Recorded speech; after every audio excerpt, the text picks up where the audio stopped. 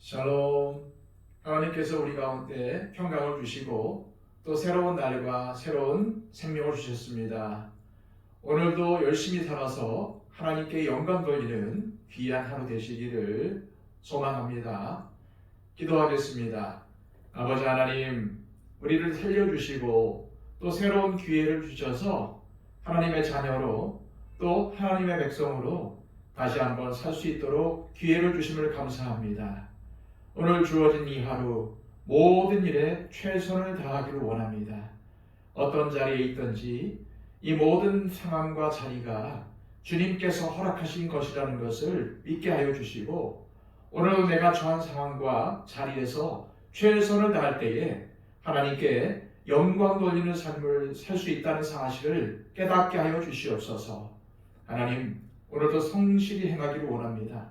오늘도 하나님 말씀에 순종하는 삶을 살기를 원합니다. 주님, 우리의 발걸음이 믿음의 발걸음이 되게 하여 주시고 한 발짝 한 발짝 걸어갈 때에 주님께서 붙들어 주시며 인도하여 주시옵소서. 오늘 하루를 온전히 주님께 맡겨드리며 예수 그리스도의 이름으로 기도하옵나이다. 아멘. 다 함께 찬송가 342장 찬양 드립니다.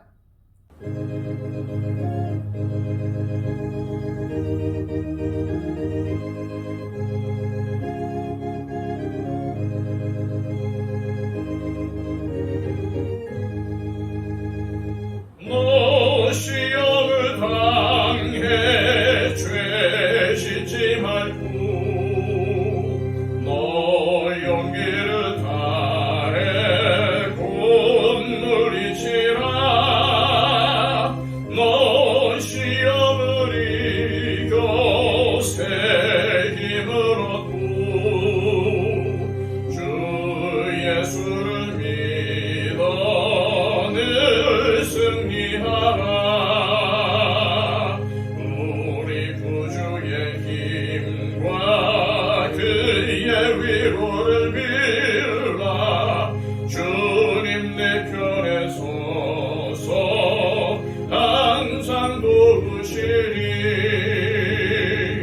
내 친구를 삼가 잘 선택하고 너네를 삼가 늘 조심하라. 너 열심을 다해 늘 충성하고 온 정성을 다해 주 봉사하라. 우리 구주의 힘과 그의 위로를 빌라. 주님 내 편에 서서 항상 도우시리. 잘 이기는 자는 상 받으리니 넌 낙심치 말고 늘 전진하라. 내 구세주 예수 힘 주시리니 주 예수를 믿어 늘 승리하라. 우리 구주의 힘과 그의 위로를 빌라. 주님 내 편에 서서 항상 도우시리. 이 시간 우리에게 주시는 하나님의 귀한 말씀은 신약성경 데살로니가전서 5장 12절에서 15절까지의 말씀입니다. 신약성경 333쪽입니다. 형제들아, 우리가 너희에게 구하노니 너희 가운데서 수고하고 주 안에서 너희를 다스리며 권하는 자들을 너희가 알고 그들의 역사로 말미암아 사랑 안에서 가장 귀히 여기며 너희끼리 화목하라. 또 형제들아, 너희를 권면하노니 게으른 자들을 권계하며 마음이 약한 자들을 격려하고 힘이 없는 자들을 붙들어주며 모든 사람에게 오래 참으라. 삼가 누가 누구에게든지 악으로 악을 갚지 말게 하고 서로 대하든지 모든 사람을 대하든지 항상 선을 따르라. 아멘. 바울은 지금까지 데살로니가 전서를 통해서 데살로니가 교인들이 신앙생활을 잘하고 있다는 데 대해서 칭찬을 아끼지 않았습니다. 그들은 예수님을 믿기 시작한 후 바울과 3주 정도밖에 함께 하지 못했기에 바울에게서 신앙생활 전반에 대해 배울 수가 없었습니다. 하지만 그들은 바울이 전한 복음의 핵심을 듣고 고난 중에서도 믿음을 지키며 예수님의 재림을 소망하고 있었습니다. 또한 이러한 사실이 여러 지역에 있는 성도들에게도 전해져 선한 영향력을 끼치기까지 했습니다. 하지만 신앙이 잘 자라려면 바른 신앙 지식도 필요한 법입니다.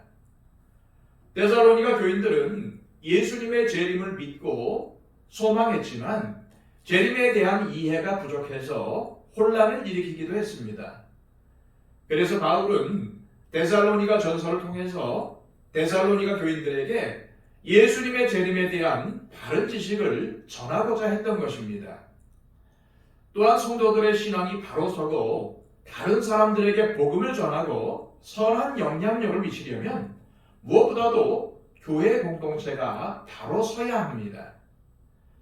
이 때문에 바울은 데살로니가 교인들에게 몇 가지 권면을 합니다.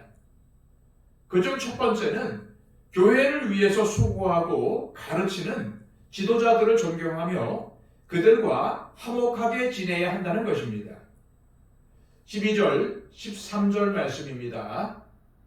형제들아, 우리가 너희에게 구하노니 너희 가운데서 수고하고 주 안에서 너희를 다스리며 권하는 자들을 너희가 알고 그들의 역사로 말미암아 사랑 안에서 가장 귀히 여기며 너희끼리 화목하라. 우리 그리스도인들은 교회 공동체를 위해서 헌신하는 지도자들의 권위를 존중하고 존경해야 합니다. 요즘 우리 사회는 어른이나 지도자의 권위를 존중하고 존경하는 분위기가 많이 사라지고 있습니다. 그러다 보니 교회도 이러한 영향을 받는 것 같습니다. 교회 지도자들의 권위를 존중하는 분위기가 약해지다 보니 교회가 시끄럽고 평안하지 못한 상황이 종종 발생합니다. 물론 그렇다고 해서 무조건적으로 교회 지도자를 따라야 한다는 뜻은 아닙니다. 지도자들도 사람이 있기에 부족한 점이 있고 또한 잘못된 면이 있다면 지적할 수 있어야 합니다. 그러나 이 역시 교회 지도자에 대한 존중과 존경이 바탕이 되어야지 그들의 권위를 함부로 깎아내리는 말이나 행동을 해서는 안 됩니다. 이것은 결코 교회에도 덕이 되지 않을 뿐 아니라 자신의 신앙에도 유익이 없다는 것을 우리는 명심해야 합니다. 그러므로 우리는 항상 교회를 위해서 헌신하는 지도자들을 존중하고 그들과 화목하도록 힘써야 합니다. 이것이 우리의 신앙을 유익하게 하고 교회를 평안하게 함으로써 이웃에게 복음을 전하는 일에도 좋은 영향력을 미치게 됩니다. 바울의 두 번째 권면은 연약한 성도들을 대하는 태도입니다. 14절입니다. 또 형제들아, 너희를 권면하노니 게으른 자들을 권계하며 마음이 약한 자들을 격려하고 힘이 없는 자들을 붙들어주며 모든 사람에게 오래 참으라. 바울은 연약한 성도들을 세 부류로 구분했습니다. 게으른 자들, 마음이 약한 자들, 힘이 없는 자들입니다. 먼저 게으른 자들은 신앙 훈련이 되어 있지 않았거나 하나님의 말씀이나 교회의 규율에 불순종하는 사람들을 가리킵니다. 군대로 치면은 상관의 명령에 복종하지 않고 제멋대로 구는 군인을 말하는 것입니다. 바울은 이들이 이러한 행동을 하는 이유를 교회의 규율에 대한 반항과 게으름 때문이라고 보았던 것입니다. 데살로니가 교회에는 예수님이 곧 재림하실 것으로 믿고 아무 일도 하지 않고 게으름을 부리며 교회에 생계를 요구하는 사람들이 있었으며, 또한 교회에서 세운 질서를 따르려 하지 않고 교회 지도자들이 그들의 잘못된 점을 훈계했을 때 반항한 사람들도 있었던 것 같습니다. 만약 교회에 이러한 사람들이 있다면 정말 골치 아프고 힘들 것입니다. 그런데 바울은 이러한 사람들이야말로 사실은 연약한 성도라는 사실을 일깨워 줍니다. 다음으로 마음이 약한 자들입니다. 이들의 마음이 연약하고 소심하다는 게 아니라 신앙적으로 미성숙한 사람을 가리키는 말인 것입니다. 데살로니가 교회에는 예수님의 재림전에 죽은 성도들을 보고 혼란스러워하며 낙담하거나 구원의 확신이 약해서 심판에 대한 두려움을 가지고 있는 사람들도 있었습니다. 바울은 이러한 사람들을 연약한 성도라고 불렀습니다. 그리고 힘이 없는 자들은 세상 유혹에 잘 넘어가는 사람들, 조금만 어려운 상황이 닥치면 믿음이 흔들리는 사람들을 의미합니다. 데살로니가 교회의 상황에서는 예수님을 믿는 것 때문에 어려움이 생기자 시험에 들어서 교회에 나오지 않는 사람들일 수도 있습니다. 또한 데살로니가 지역에 흥행했던 음란에 빠진 사람들일 수도 있습니다. 바울은 이들을 모두 연약한 성도라고 했습니다.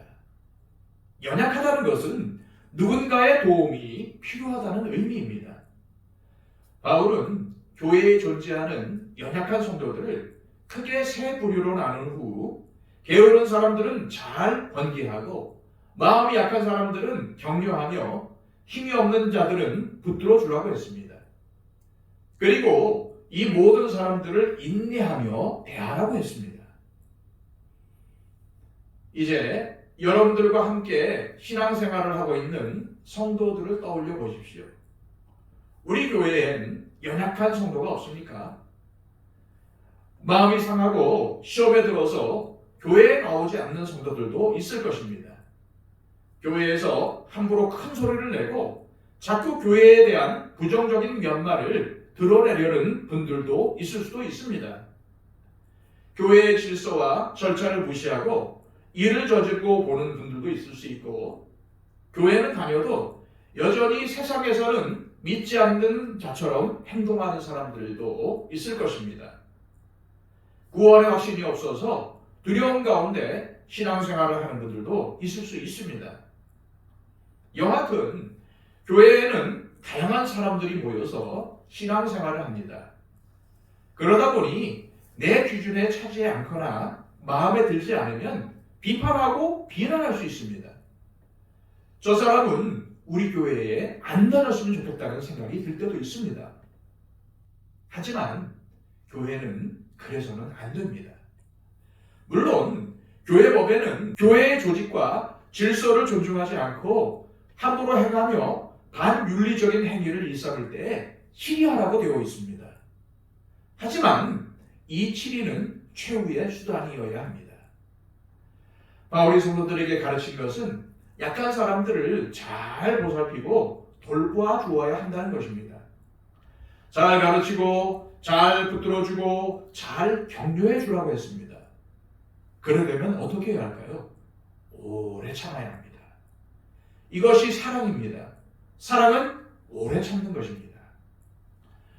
바울은 연약한 성도들에 대해서 오래 참고 잘 이끌어주라는 권면과 함께 15절에 삼가 누가 누구에게든지 악으로 악을 갚지 말게 하고 서로 대하든지 모든 사람을 대하든지 항상 선을 따르라 라고 말합니다.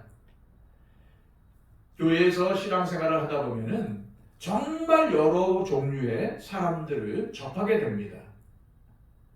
나와 마음이 맞는 사람들도 있지만 그렇지 않은 사람들도 있을 수 있습니다. 더구나 나에게 상처나 불이익을 입힌 사람들이 있을 수도 있습니다. 그러다 보면 상대에 대해서 나쁜 마음을 품을 수도 있지요. 이것은 우리가 다 연약해서 그렇습니다. 하지만 저와 여러분들은 예수 그리스도의 사랑으로 구원받은 하나님의 자녀들입니다. 그래서 악을 악으로 갚지 말아야 하며 언제나 선을 베풀어야 합니다. 왜 그럴까요? 우리에게는 하나님께서 모든 것을 합력하여 선을 이루신다는 믿음이 있기 때문입니다. 그러니 모든 것을 하나님의 역사에 맡기고 연약한 성도들을 잘 격려하고 세워주며 오래 참고 사랑으로 행하고 끝까지 선을 추구하는 삶을 사심으로 하나님을 기쁘시게 하고 교회에도 덕을 세우시기를 소망합니다. 이 시간 기도하실 때 하나님 오늘 주신 말씀을 기억하며 교회 지도자들을 존중하며 그들을 위해 기도하게 하시고 연약한 성도들을 말씀으로 가르치고 격려하고 붙들어주며 모든 사람에 대해 오래 참게 하옵소서. 또한 항상 선으로 모든 사람들에게 대하게 하옵소서 기도하시기를 바랍니다. 그리고 우리의 중보가 필요한 여러분들이 계십니다. 먼저 우리 주변에 예수님을 모르는 분들을 위해서 중보해 주시기를 바랍니다. 또한 우리와 함께 신앙생활을 하고 있고 또한 우리 주변에 있는 건강이 연약한 분들, 육체의 질병을 가진 분들을 위해서 중보해 주십시오. 박영채 집사님, 이순희 권사님, 천근수 집사님, 그 밖에 우리 가운데 육신적인 약함을 갖고 있는 분들을 기억하면서 기도해 주시기를 바랍니다. 또한 한국교회와 우리 더처치를 위해서 간구해 주십시오. 또한 복음을 세계에 전파하고 있는 선교사님들을 위해서 간구해 주시고요. 이 추위 가운데 어려운 가운데 있는 불우한 이웃들을 위해서도 중보해 주시기를 바랍니다. 세계 여러 곳에서 여러 가지 상황 가운데 또 어려운 가운데 있는 민족들을 위해서 또 나라를 위해서 기도해 주시기를 바랍니다. 기도하겠습니다.